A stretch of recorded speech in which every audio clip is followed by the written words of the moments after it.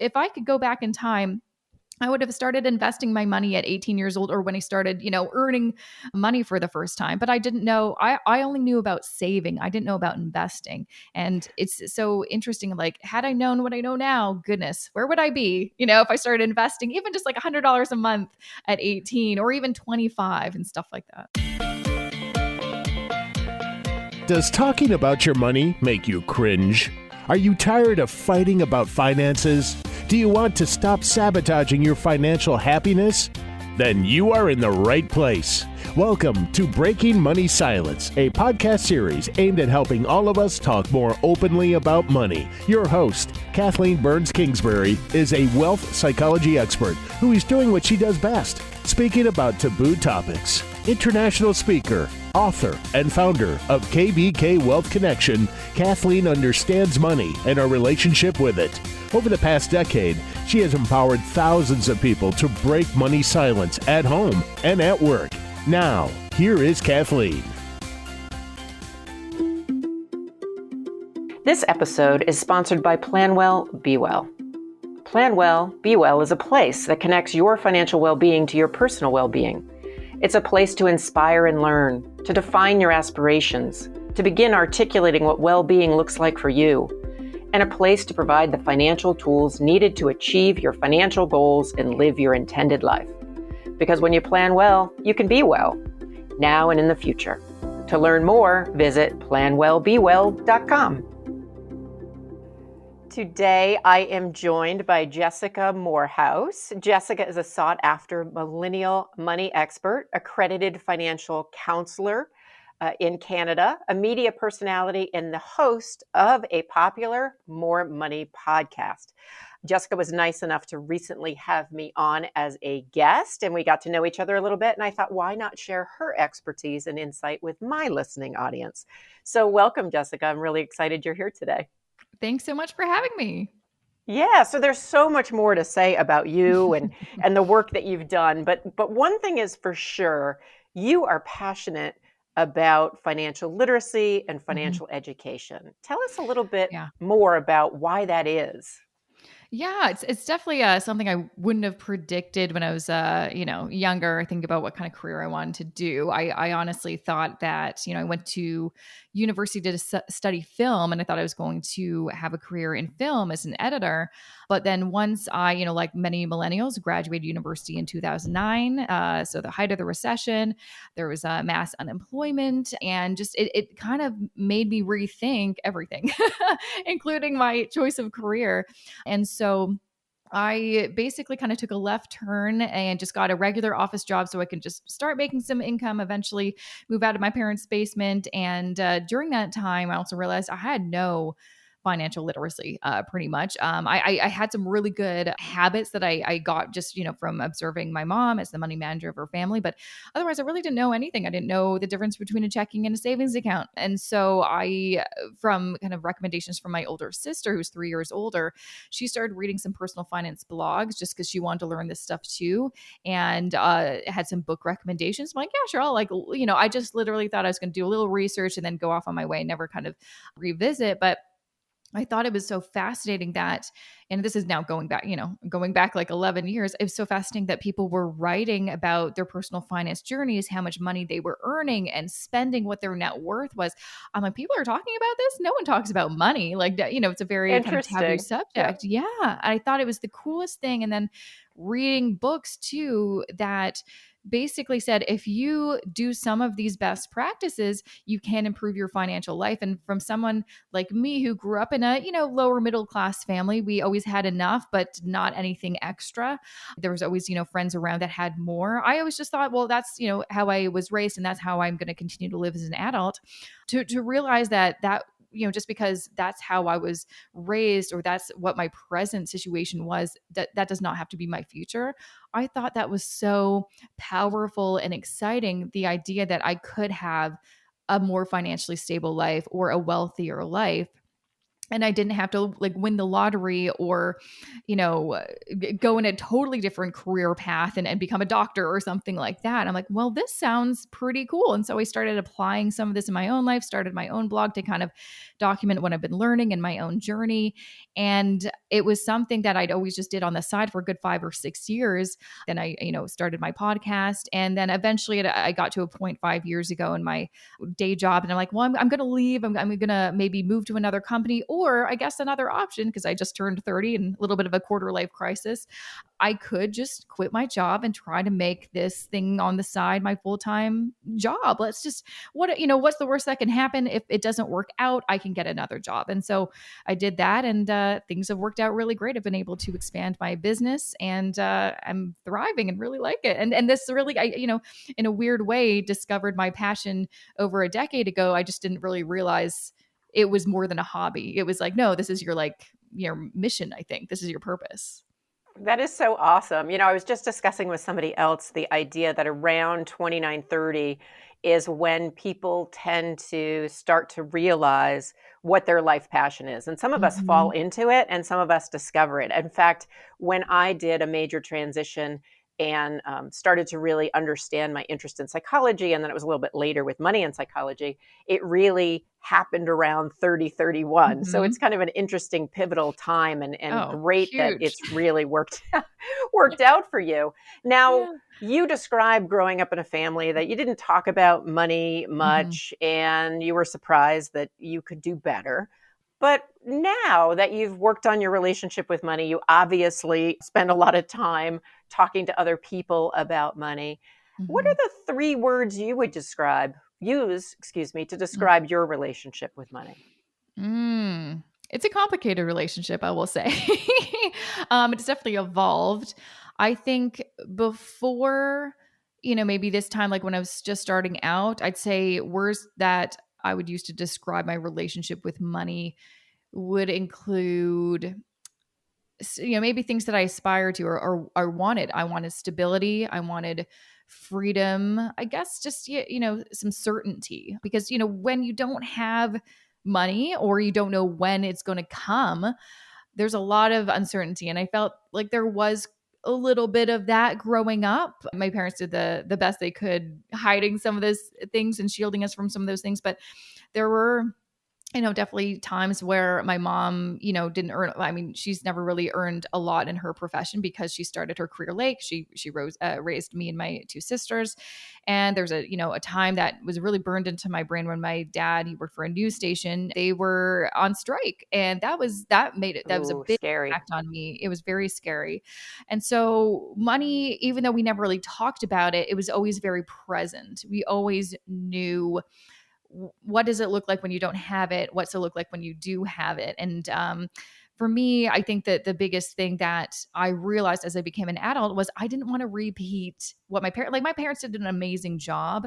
And also they came from lower income families and generationally. So it's very much our mindsets were crafted, it goes very deep and generationally. And so, I had a podcast interview, one of the, first years of my podcast. I interviewed my grandpa before he passed. And it was such an amazing moment because he really shared his life story. And I had no idea the struggles that he did. He really came from poverty. He had 15 siblings. They lived on a farm. His father was terrible at business, and just his journey to kind of get out of poverty and to make a living and to start his own family was, I'm like, I could not do that. Like, that just sounds incredible. I don't know. And that's, the same for both of, sides of my family. And so I think there is this thing that I have always tried to break out or evolve out of, is this scarcity mindset that we're always going to run out of money. And I've talked to my mom about this and other people in my family. It's like, we all have this. And that was a big thing when I started learning about this. It was fearful. Fear is definitely a word that would come to mind when I thought about money. Now that it's been 10 years later, and I have so much more knowledge about this, and I've talked to so many people over the years, I don't feel fear when it comes to money. I actually think of it in a more positive light. I think of opportunity, possible abundance, and safety, which is really great. So it is just kind of just to show you that no matter where you start or where your mindset is, you can work at shifting it. Oh, absolutely. And I just want to comment, having that conversation with your grandfather before he passed must have been so Mhm. priceless to be It able to was. really hear it. Because those are some of the things I encourage people to do, like talk Mhm. to the people in your life about money. And it may just be sharing a story and how it relates to money. It doesn't always have to be about the dollars and cents. And so Mhm. for you, it sounds like you went from that fearful mindset that was in some Mhm. ways passed down generation to Mhm. generation. And my sense is part of it was probably on target for the younger generations or Yeah. the earlier generations. And so now that you're in more of an abundance, Mhm. although I love that you're noting that money relationships are still Yeah. complex no matter where you're at, I would agree there. What do you think the things or the advice you would give yourself if you could sit down with yourself at 20, 21 Mhm. and talk to that younger Jessica? What would you Mhm. say about money to her? One of the things that I wish I took more time in learning earlier and applying was the idea of like wealth generation, building wealth, investing. And I think part of it was at the time when you were looking, yeah, although there were lots of, books and free information online about, any kind of topic under the sun, personal finance, I did feel like, and I tell people this all the time, when I was just starting out and started my blog and reading blogs, I saw this big divide. Women were talking about frugality, couponing, budgeting, and debt.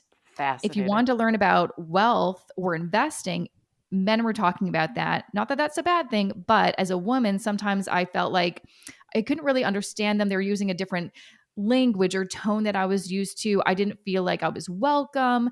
I couldn't find someone like me talking about it.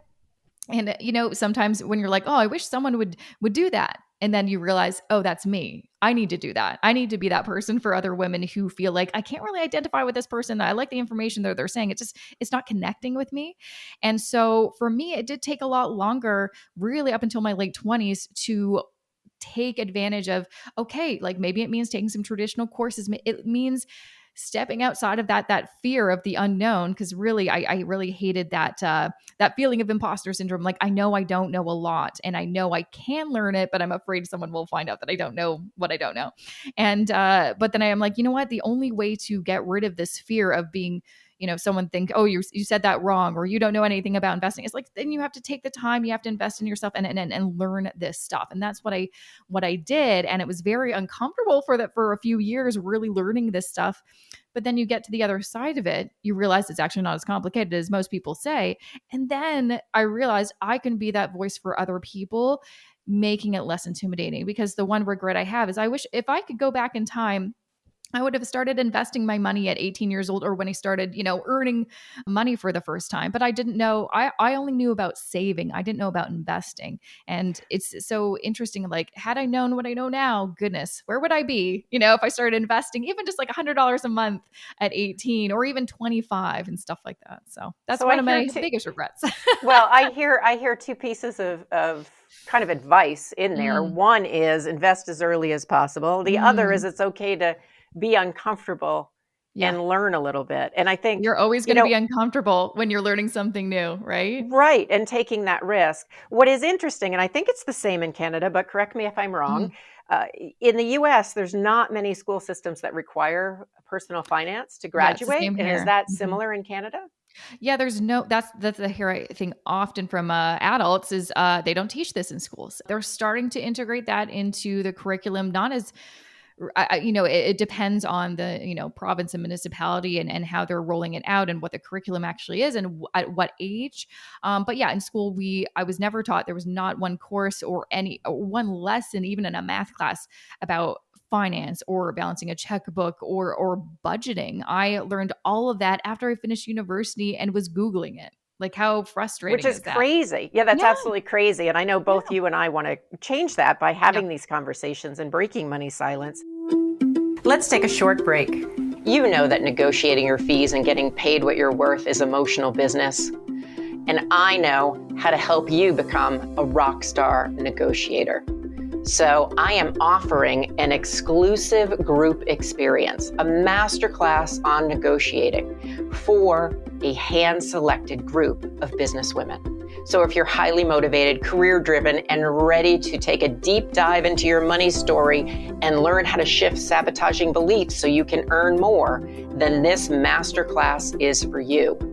I'm taking applications now, and space is limited to 8 kick-ass women. You're going to get individual and group coaching, both facilitated by me, as well as video lessons, handouts, and a bunch of bonuses to help you become the rock star negotiator I know you are.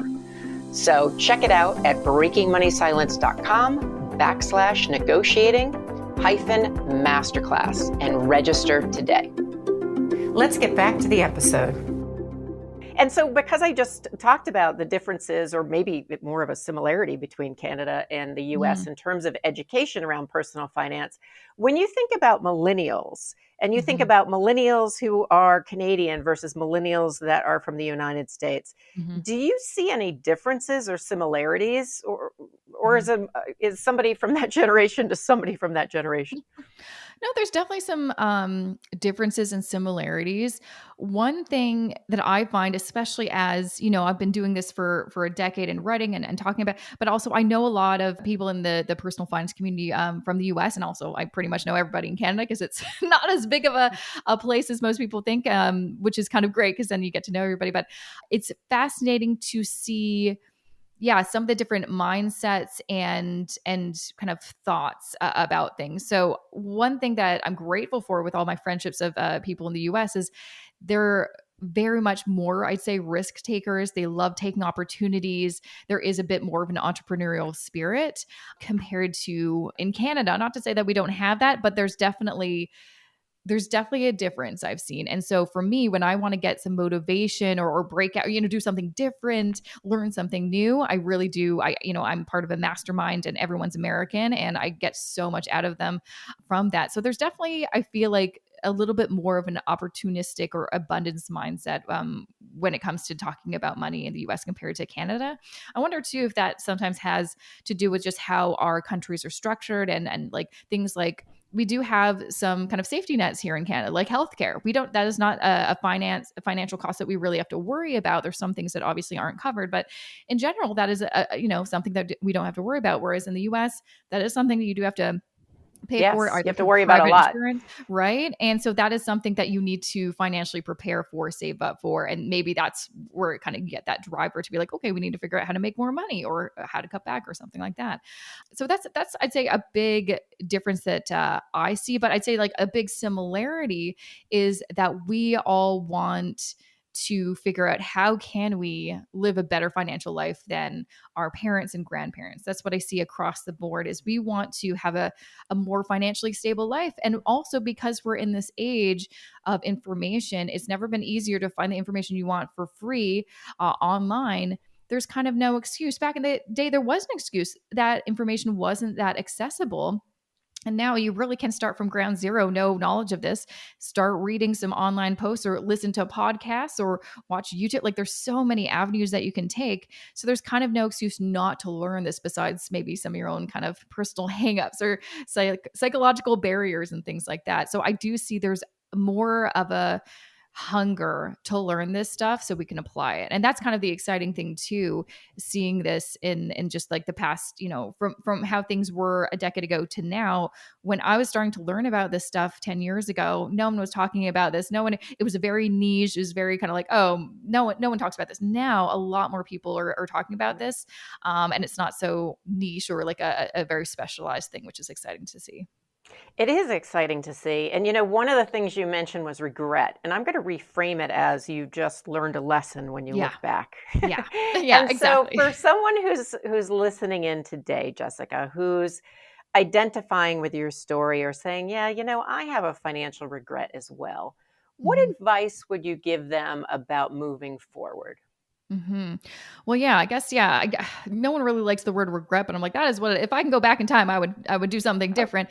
But I guess I was, at the end of the day, though, I think we all need to recognize that we did the best that we could with the information we had at the time, right? So it's like, I couldn't have made a different decision because I didn't have that information. I didn't know any better, right? So, what can you do? But I guess what you can do is recognize it is a lesson. So you have learned something. And then how can you either make better decisions for yourself going forward, or what I like to also do is like, how can I then help someone else not make that same mistake? So that could It be a is so family member interesting. I or a have to friend. jump in. I have to Yeah. jump in because you and I have a similarity that way. Yeah. Now, I have a financial background from when I was in Mm-hmm. college and then went a totally different direction into Mm-hmm. counseling psychology, loved the psychology piece, and then, ended up back here.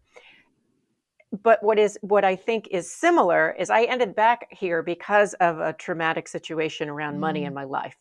And so for you, it's like you want to take what you didn't know and give that Mm-hmm. gift to your audiences. Mm-hmm. And I want to do the same. And I think Yeah. that's a lot of the people who are in money psychology or in personal finance nowadays want to do that. So, Mm-hmm. so the last question before I ask you where people can find out more about you is, I really am curious if somebody is listening in and they go, I know there's podcasts, I know there's Mm-hmm. blogs, I know there's all these books, but there's so much information Yeah. coming at me. How did you prioritize reading about finance or making Mm-hmm. this a priority in your life? Because I know Mm-hmm. even now, I was going to say in my younger years, like somehow I'm so wise. Now, sometimes I think, oh, I could read that book about finance, or I could go for a mountain bike or drink some Yeah. wine with some girlfriends. So, how do you prioritize it? Yeah, that's a good question. I feel like in my early years, it really just was. I read this one book. It's one of the historically most popular personal finance books in Canada called The Wealthy Barber, and that's kind of like everyone's gateway book. And I read that, and it just opened the doors. And you're like, whoa, I had no idea, because it's a book that's written as a fiction, and just it kind of describes all of these great things you can do with your money. And it's just like I never thought of things like that. And so that's what got me excited. And then it's really about trying, either figuring out what medium really connects with you. At the time, there really wasn't a ton. So I went to blogs because you can read that on your lunch break or whatever. So I just kind of did that in my free time. And then specifically figure out what medium, and then figure out what tone of voice are you looking for, or who is someone you can connect to. So for me, there was a lot of bloggers I read often because I connected with their story. I liked their tone of voice. I liked just how they described things, or they just really explained things in the right way. And one thing I hear from my audience, which I'm so grateful for, I'm like, oh, good, that's exactly what I'm trying to do, is like, you translate things into a way that makes sense to me. Because I think a big barrier is you pick up a book that people are like, oh, this is a great book, especially when it comes to investing. There's a lot of jargon, and there's a lot of books that are pretty comprehensive and maybe complex. You pick up any book and you're like, I don't get it. And that can kind of stop you in your tracks. You're like, oh, maybe I'm too stupid for this. I can't. And then you don't. And so it's really important to find people that, it just clicks. Like one of the other books that really did that for me, especially when it comes to investing, was this book also written by a Canadian called Millionaire Teacher. It's not just for Canadians. He just happens to be Canadian. It was the first book I read on investing that it just clicked. Something snapped, light bulb moment. And I'm like, whoa, he's finally explaining it in a way that really, really gets me.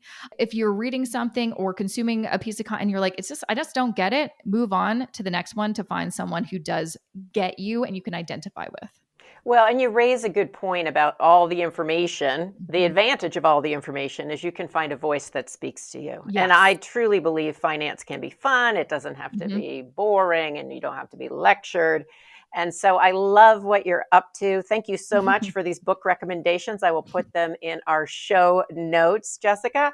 And so tell our listeners where they can find out more about you. And also, I know you do have a course and some resources Yes. that they might want to hear about.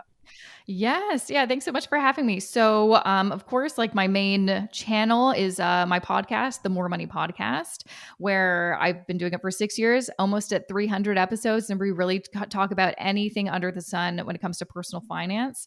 I also have a YouTube channel that is more kind of instructional, kind of, really talking about a specific topic and giving you information. And of course, I've got my blog on jessicamoorhouse.com. So my whole brand is just under my name, Jessica Moorhouse. And because I get so many great questions and, I just want to help people, I have a free resource library on my website that has budget spreadsheets, checklists, so many great things. And if you are Canadian listening, I do have a specific investing course for Canadians, because it was great also before, again, decade ago, no one had an online course about, how to Right. do things.